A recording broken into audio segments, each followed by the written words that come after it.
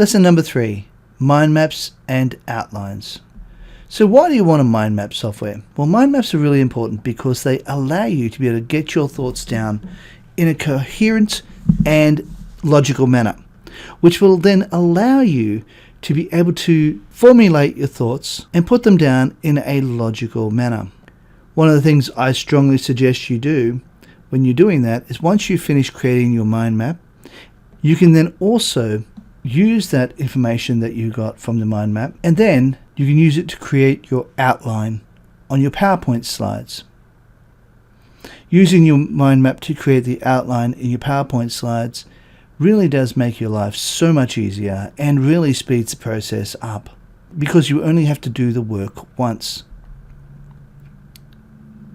And then you can add this to your presentation.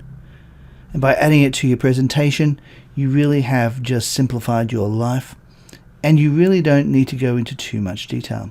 All you might need to do is perhaps fill in a little bit of extra information. So let's go over to lesson number 4, create your products.